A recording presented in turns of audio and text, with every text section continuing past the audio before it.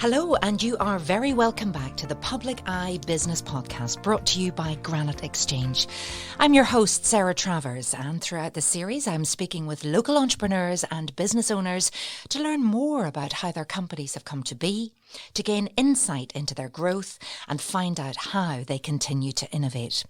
So wherever you get your podcasts from, remember to keep an eye out for all new episodes and subscribe to stay up to date. Today I am joined by Louise Brogan, CEO of Louise Brogan Limited. We know you as Social Bee before, but you're Louise Brogan Limited. How are you? Welcome to the podcast. Well, thank you so much for having me. I'm absolutely delighted to be here. I'm very well. Good.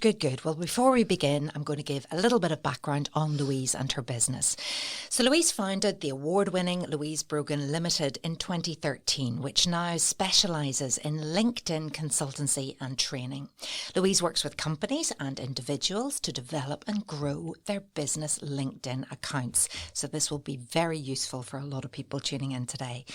Louise has also been invited to speak on stages in London, Dublin and Los Angeles, and she's been working with consumer and corporate clients in the EU, US, Australia and Canada. Louise is also a writer. She's the host of the LinkedIn with Louise podcast and YouTube channel. And in 2019, Louise was invited to attend number 10 Downing Street to represent small business, and annually she attends the House of Lords as one of the 12 UK local heroes for business.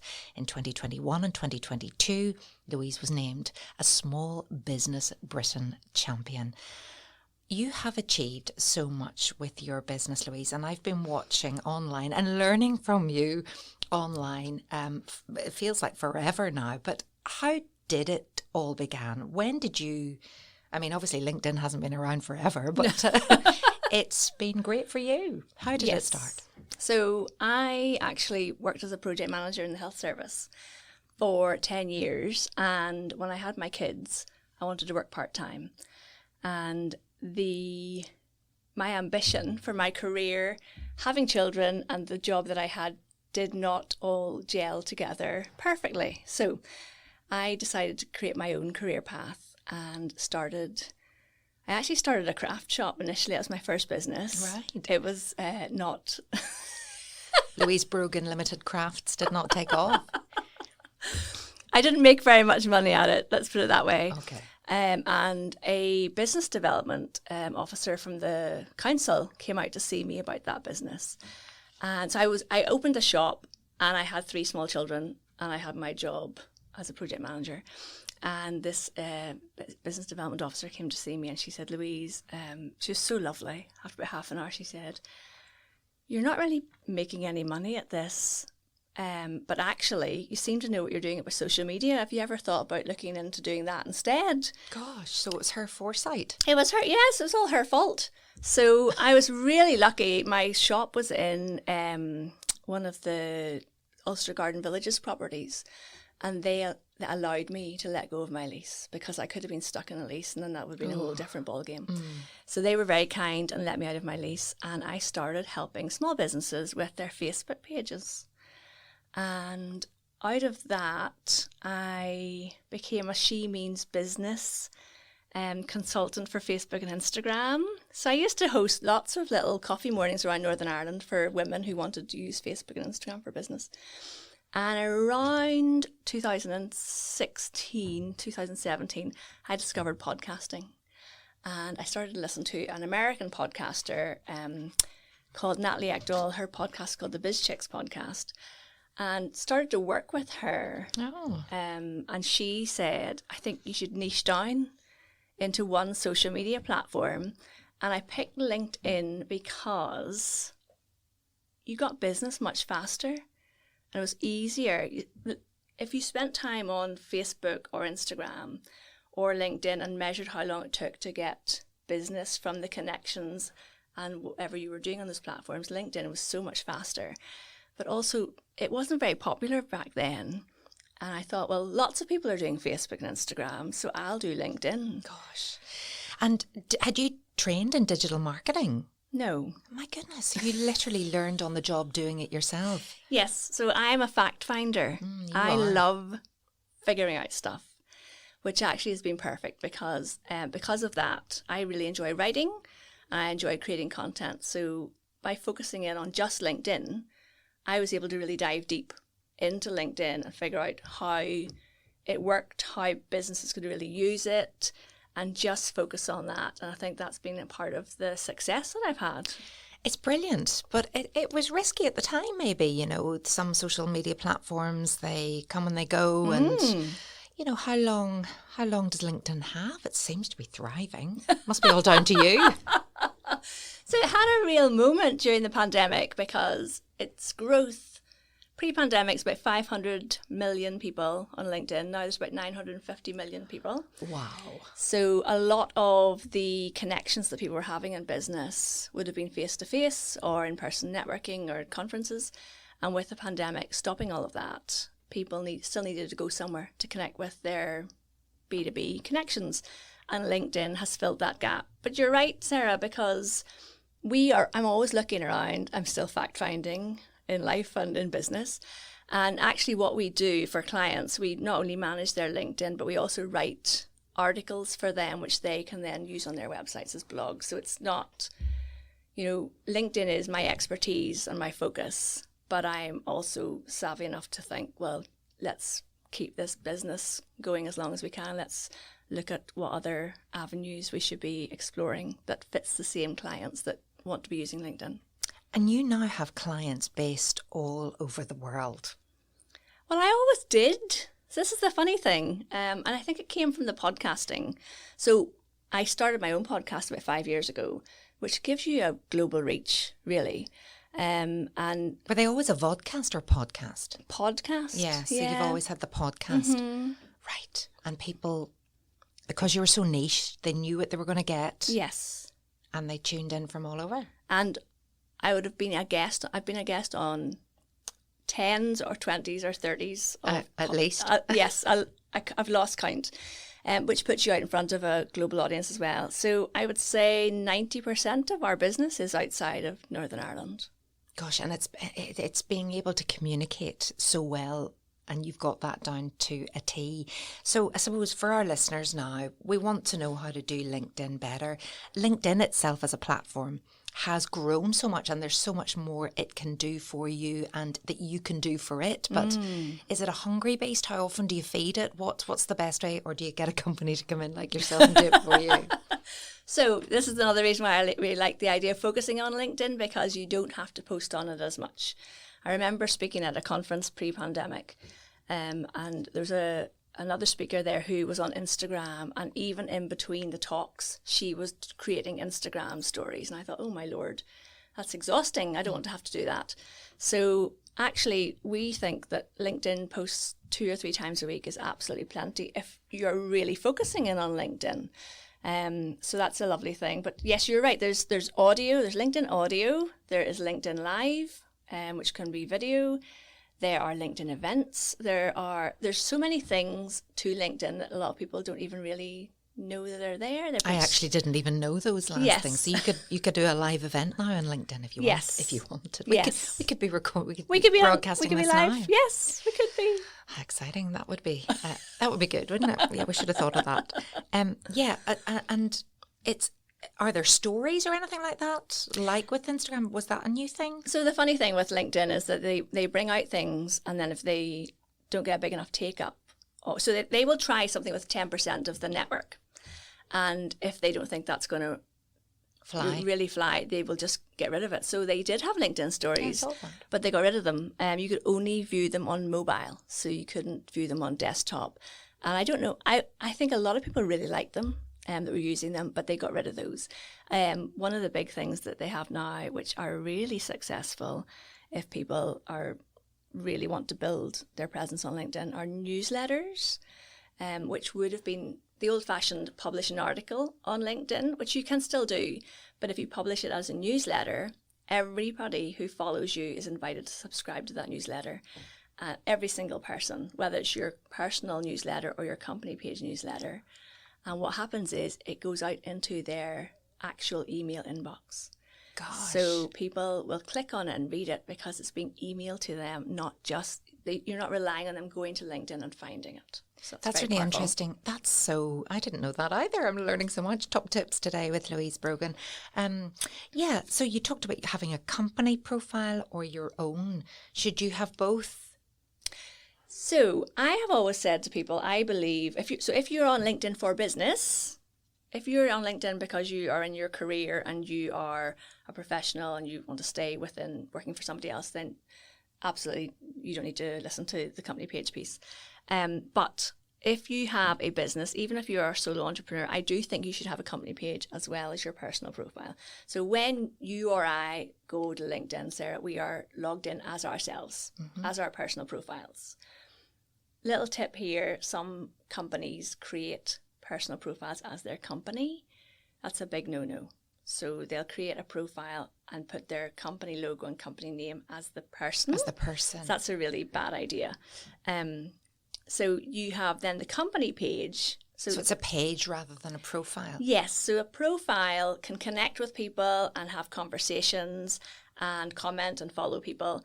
A company page is more about, here is our company, here's what we do. Proof of performance. Yeah, kind of where your traditional kind of marketing would appear more so on the company page.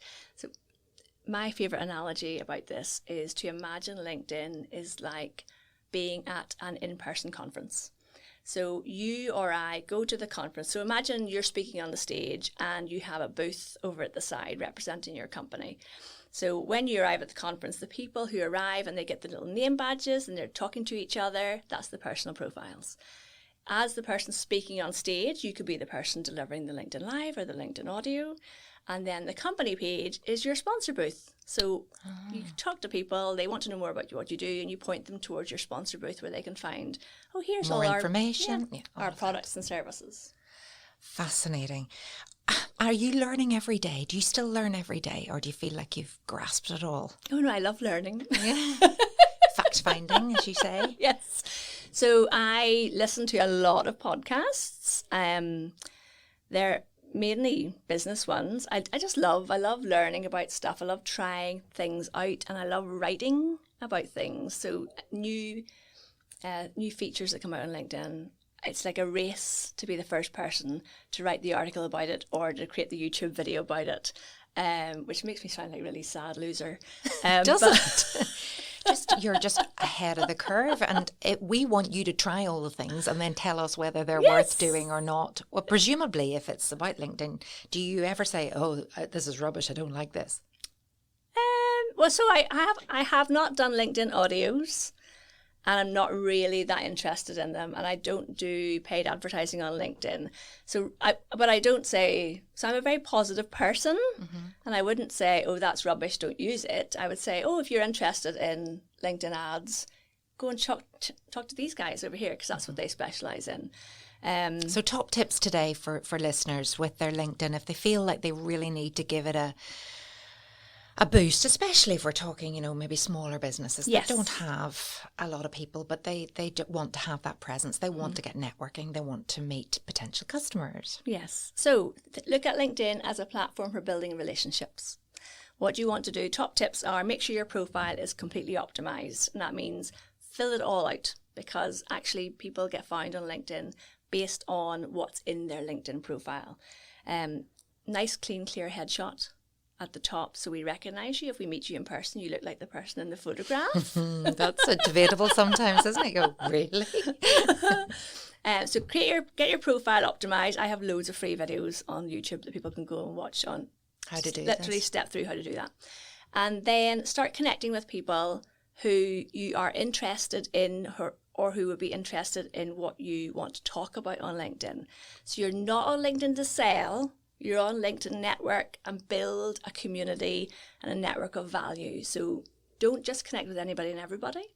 And when you do connect with someone, send them a message and say why you are connecting with them. Right. So they could say, I heard you on the podcast today, Louise, and I thought I'd connect with you. So if you do hear me on the podcast and we're not connected, please send me a message and say this is where you found me, and I'll be more than happy to connect with you. And is it true that people can see when you've looked them up and everything? Stalking. So if someone has a premium profile on LinkedIn, which is called LinkedIn for Business, it costs about £45 a month, I think. If they have that, they can see who's been looking at their profile. However, if you view profiles anonymously, nobody can see that you're looking at their profile, whether they have premium or not. That is, I think, my second most popular video on YouTube, which just really tells us about the state of affairs. Totally, all the stalking that's going on out there, and you think, oh no. So I suppose if you have stalked, it's probably good to say, hi, would you like to connect? Oh no, well, I actually love to see who's been looking at my profile, go through the list and see, oh, that person looks like they could be really interesting, and then I will connect with them. And it's really funny because you were stalking me. I say, oh, I saw you looked at my profile, and they never reply and go, pardon? It gets a bit embarrassing, yeah. Anyway, I need to stop saying stalking, because that's not what it's about, is it? It's about networking and connecting. And, yes. And amazing things can happen. Yes. Well, the other thing is that so once you get your profile optimized and you start to build connections of people that you want to hear from and have conversations with, post something on LinkedIn, because I think it's something like 3% of people on LinkedIn post content. Everybody else is lurking, which is a better word than stalking, I think. Lurking. People are on LinkedIn and they're scrolling through the news feed and they're clicking like on things, and that's all they're doing.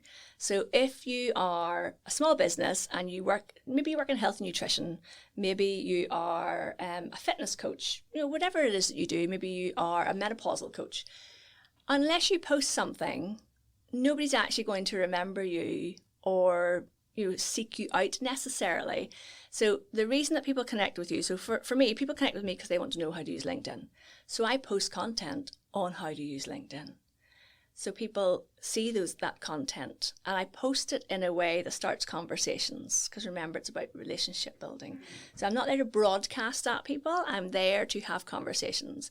So I might say, after today, oh, I was on a lovely podcast today. We talked about XYZ. Have you ever been a podcast guest? Yeah, okay. So people give someone a reason to reply to you. Okay. Otherwise, they just click like and move on. And you don't want that. And how often should you post? I would suggest 2 to 3 times a week. Ah, right. But it's usually with LinkedIn, you've got to have something. You've got to put some thought into it, you see.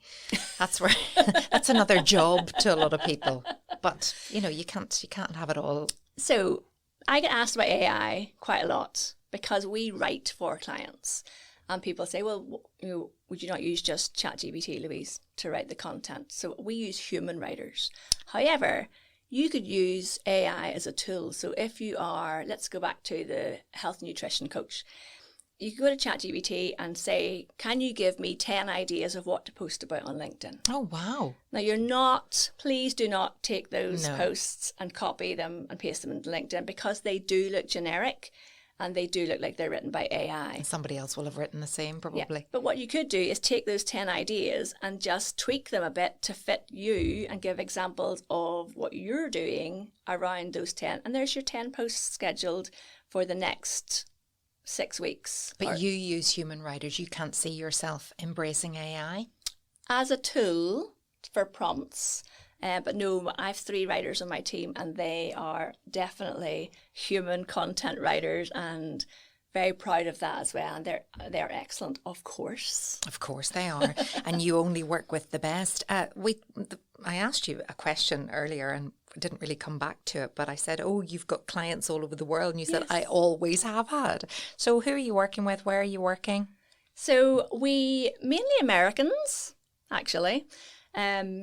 They are B2B companies. They're usually around, they're big enough to be able to want to outsource their LinkedIn content. So usually a team of more than 5 or 10 people, so that they have the budget to pay for it, to be honest.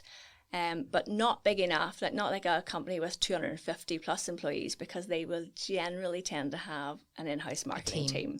So B2B companies who should be on LinkedIn, and want to be able to just say to somebody else, okay, can you just do this for us, please? Why Americans? Why did you go with these particular clients? Because I know you're inundated with people wanting you to do their social media for them. Why do you choose the clients you choose? Apart from having the budget. Well, they come to me. Yeah. A lot of my clients are through referral. Yeah. Which I suppose is the beauty of the whole relationship building. I would say that they come to me and say, such and such a person said, we were having a conversation about LinkedIn, and they said, oh, you should talk to Louise Brogan. So my latest client is a company based in Seattle and Washington.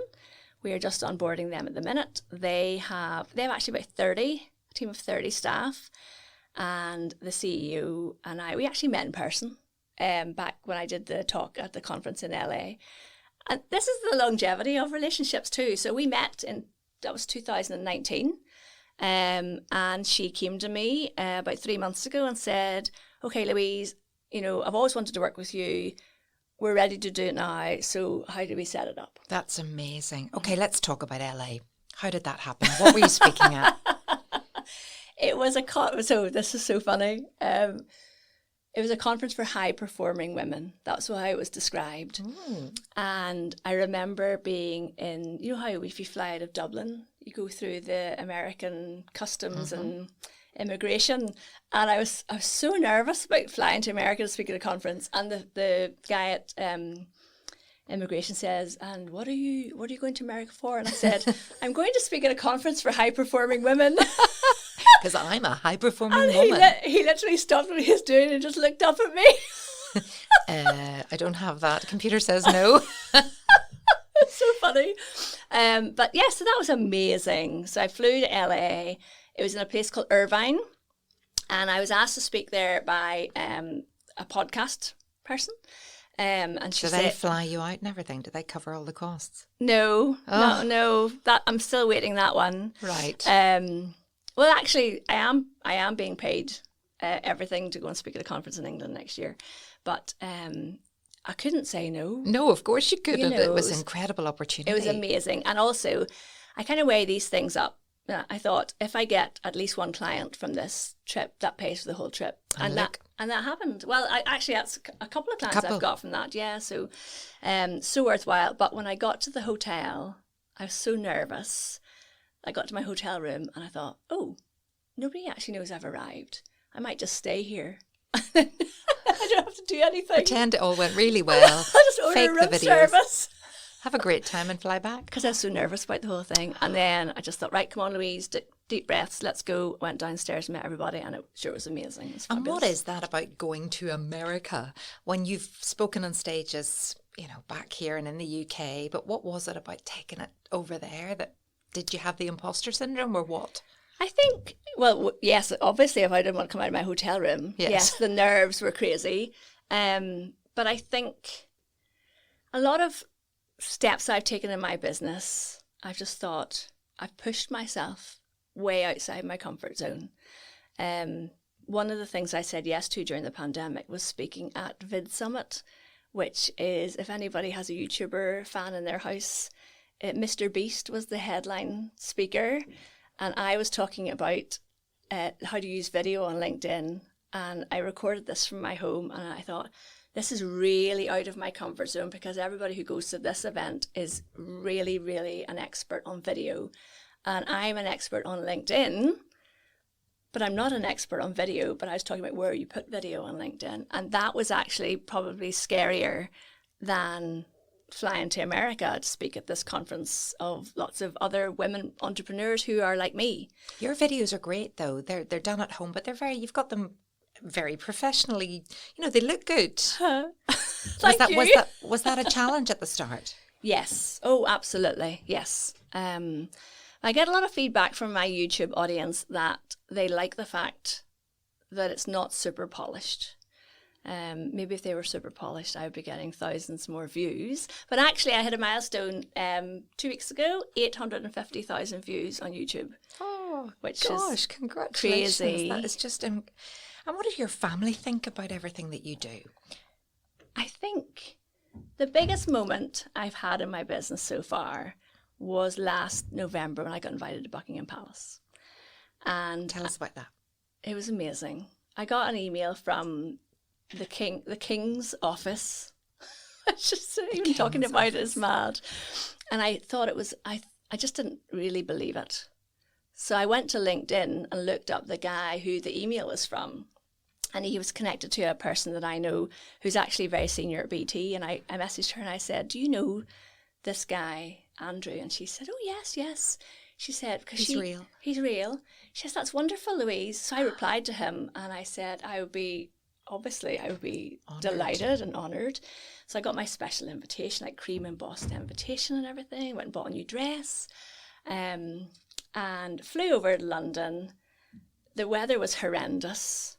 It was bucketing with rain. I stayed in a hotel near one of the big train stations. I had to run to the train station to buy a new handbag because I felt my handbag wasn't appropriate. For the palace? It was just crazy. Got to the palace and there was 400 people invited. And we got inside and I went upstairs to where you get your name badge and they couldn't find my name badge. No.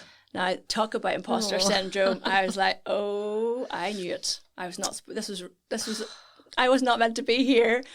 But then somebody said, hold on a minute. I had a pink ticket and everybody else had blue tickets.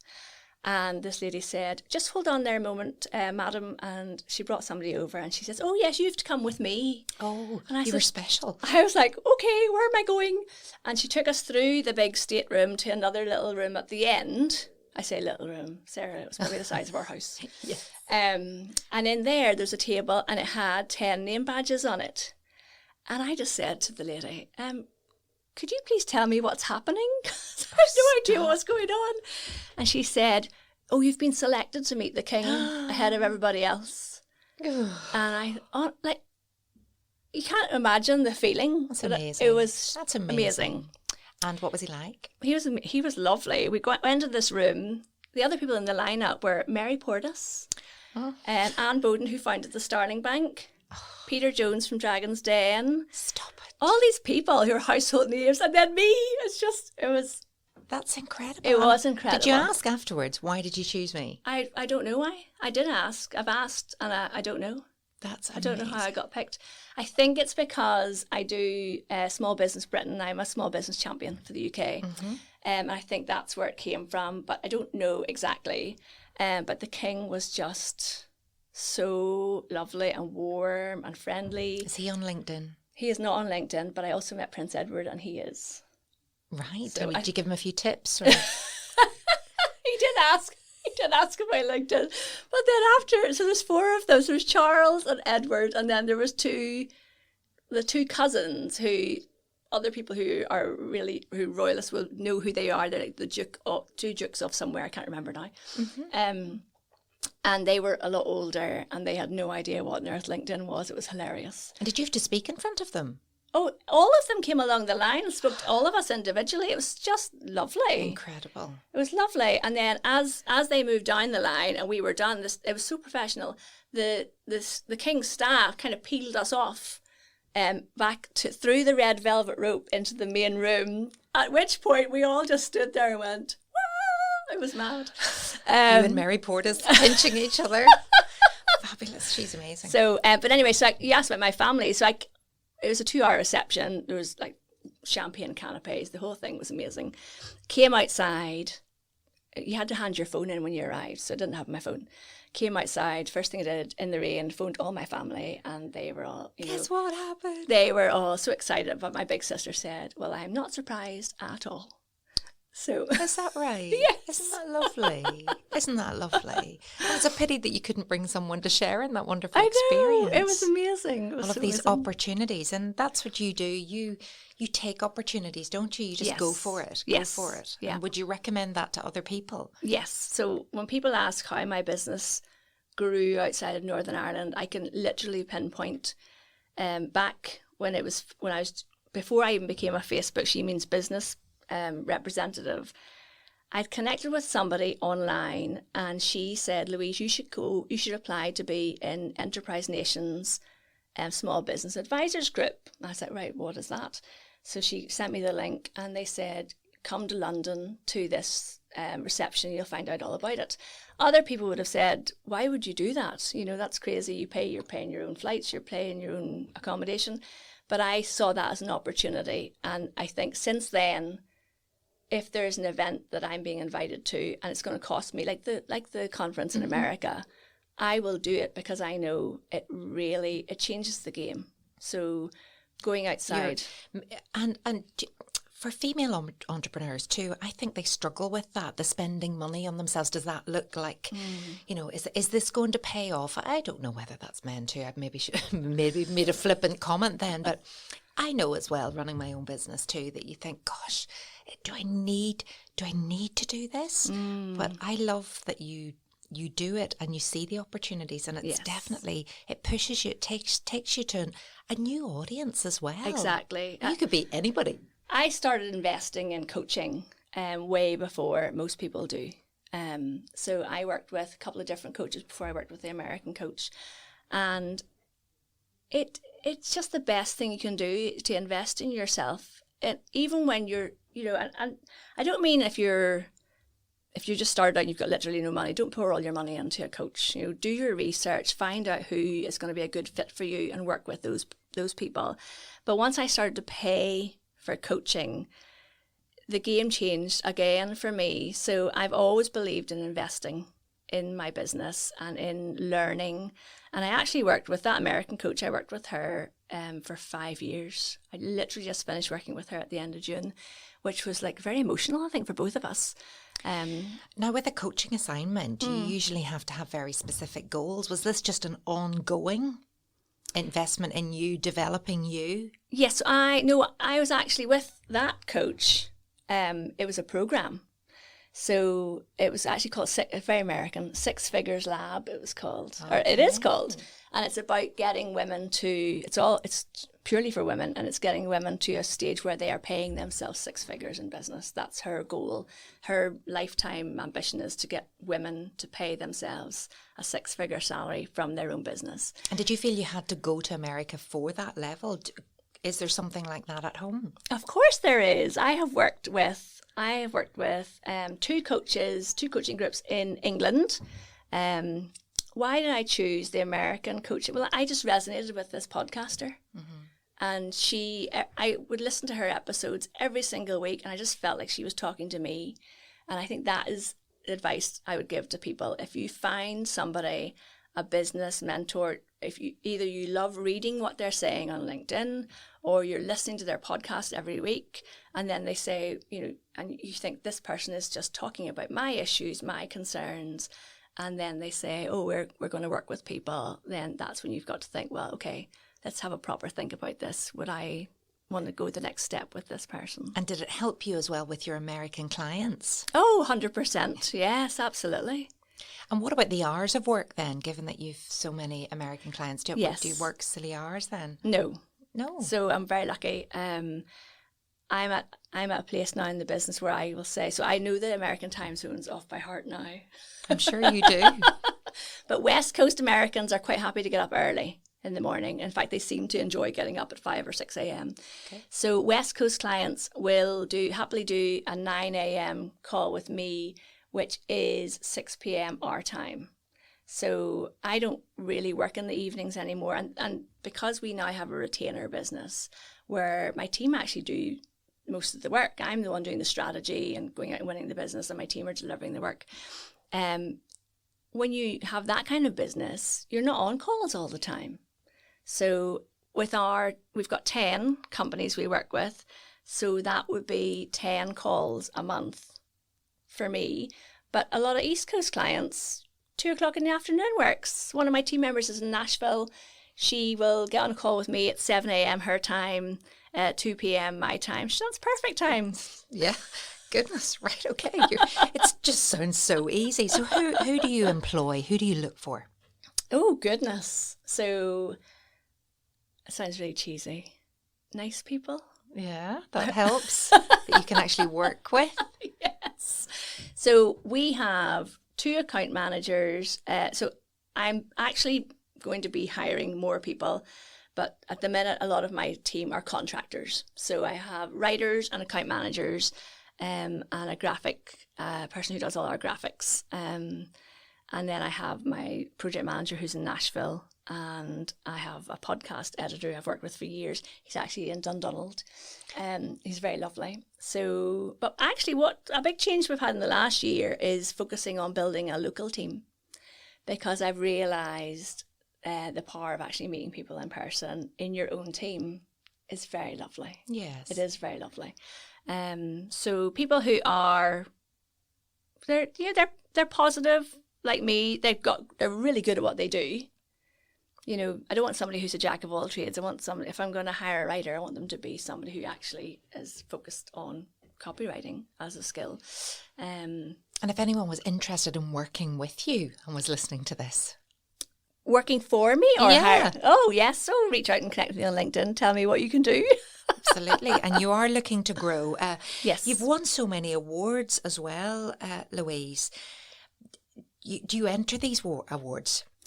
Not really. So we first met, I think, when I got the Local Women Marketer of the Year award. That's a long time ago. It's a long time ago. That's right. I did enter that one, obviously. The Small Business Britain stuff, so the Small Business Champion, they have nominated me as that. So that's not an award as such, but I did apply for the Small Biz 100, and that's how I started in with those guys.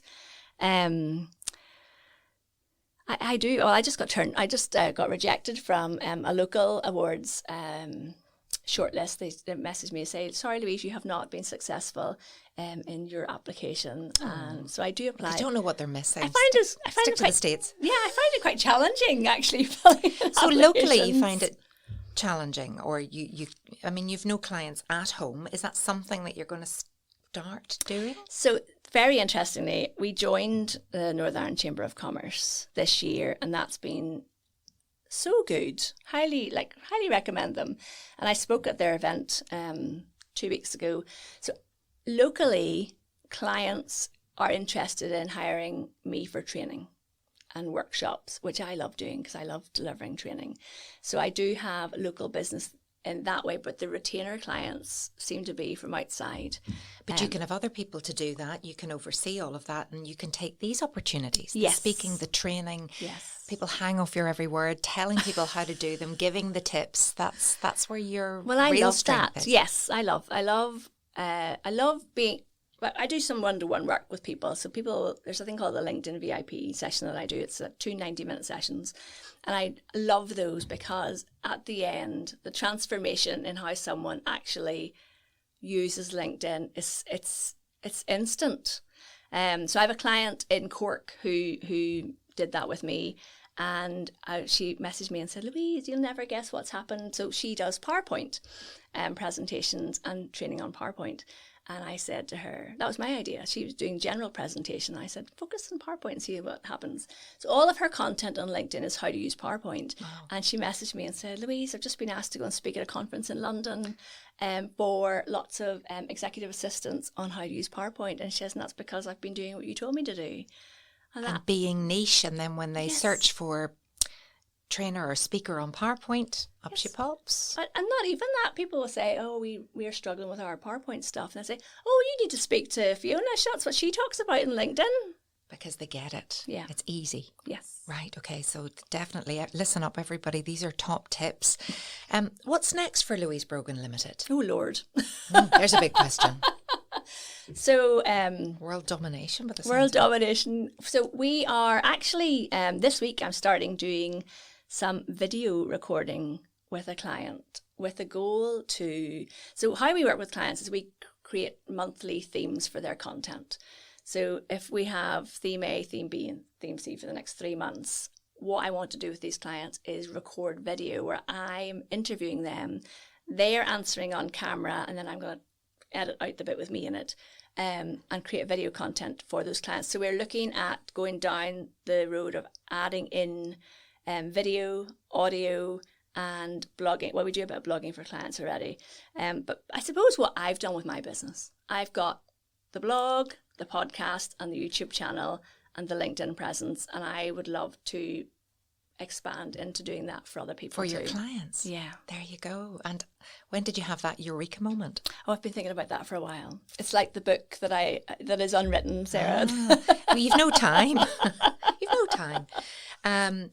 Okay. You are inspirational and you're so positive. I think that's what I love about you. You're a very upbeat, positive person who loves a bit of risk and just throwing yourself in there. And you never seem to have the nerves. I know you've said they were in the hotel room in LA, but they don't come across. You're very natural. You're very real, so people can connect with that, at all levels. Yes, I think one of my clients, I do have 2 clients in Dublin, and one of my clients in Dublin just said, Louise, I've just been looking forward to this call all week because you're such a breath of positivity in my life. Oh, isn't that nice? And I thought that was so lovely. Yeah, and you do get lovely testimonials back. Yes. And when you see the difference that it makes then to business and the bottom line. Yes. And those 6-figure sums that you'll be... Well, it's so funny that people, I don't know if you find this in your business, but people will get success and they'll win a big contract, but they rarely will let you know that, that thing you told me to do, Louise, that resulted in this. So when people actually do that, it's just so fabulous. Yeah. Or you hear further down the line and they come back and they say in a few years' time, I forgot to say to you. Yes. And you think, gosh, it makes such a difference. One of our favourite clients is a woman who runs a signage business in North Carolina, and she's very good at coming back to me and when she gets success. And she says, yes, every time I go to our Chamber of Commerce, they say, we see you on LinkedIn. And she has said it has literally given her specific dollar amounts of business, which is really nice to hear because most of them don't tell me that. But that's good for your marketing and your testimonials when people say, right, what difference will you make if I take you on? It's important to know that. And you really do turn businesses around, and it looks like you're turning your own business around again soon, so watch this space. Watch this space. Very excited for you. The last question I ask to everyone, Louise, it's about the purpose of this podcast, which is to inspire existing business owners and ambitious entrepreneurs to grow their businesses by offering an insight into the success of businesses such as Louise Brogan Limited. But what advice would you give to people who may have a business idea but have no idea where to begin or are unsure as to whether that risk is worth taking? Oh, so I actually worked on for 2 years before I left my job to start my business because for all those, different risks that I've taken, traveling to different places, not knowing what to expect when I got to an event in business, I am risk averse when it comes to money. So I built up enough money through work I was doing in the business so that when I left, I knew I had a year's salary. So I don't think you should people say, jump off the cliff and build your parachute on the way down. Maybe when you're in your early 20s, but I started this business when I was just about to turn 40. So that would not have been a good idea. I would say get yourself to local networking events where other people are also thinking of starting a business or who have just started a business. Perfect example of that is the netwalks that I host every month in Belfast. We have people there. A lot of those people are brand new in business. And so they're walking, it's networking while you walk. Perfect. So they're chatting to each other about their business ideas and people are saying, you should try this and try that. So get yourself into a network of other people who are maybe, if you're thinking of leaving your job to start a business, try and talk to people who are maybe a few steps ahead of you and see. Scope it out. Yeah, what they would recommend. And definitely business networks are the way forward, I think. Have there been any real challenges along the way? Oh, of course.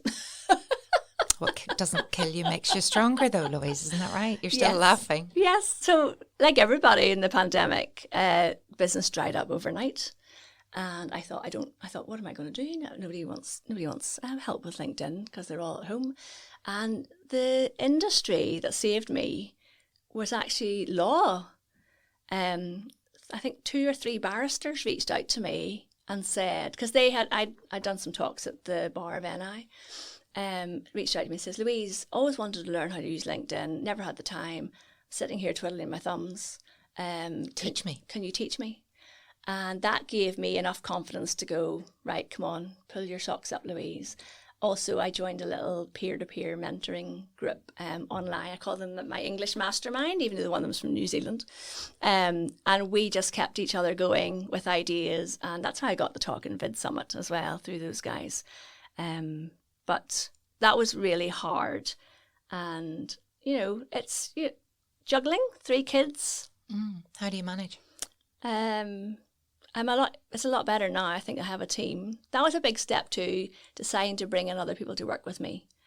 Rather than just doing it all myself and letting go of the control, because I think a lot of people who start their own business have a lot of control issues. Yep. You couldn't possibly do this as well as I do, type thing. They want me. They want yes. me. And, you know, as we develop out the training side of the business, I'm going to have to bring somebody else in to deliver training. And that is a current challenge for me, because I'm like, well, how could they possibly do my workshop as well as I do? So that'll be the next thing to watch out. Once you know that I've got somebody else that is doing my training for me, so you're like, oh, she made the jump. She made the jump. You'll have to come back and tell us about that again when that happens. Yes.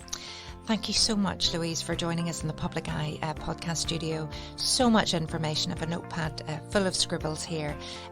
Good luck.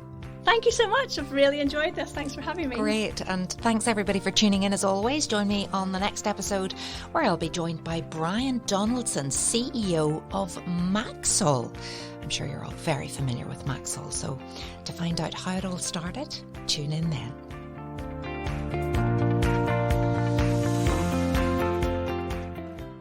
This podcast was recorded in Granite Podcast Studio. Interested in starting up your own podcast but don't know how? Granite Podcast Studio can help. Record your podcast in our state-of-the-art studio, which is based in the heart of Newry City. Our studio has cutting-edge and user-friendly technology and can seat up to 4 people. We also provide an editing service for our team, using your guidance and editing notes to provide you with a flawless finished product, leaving your listeners wanting more. For more information on how you can get started, visit www.granitepodcaststudio.com.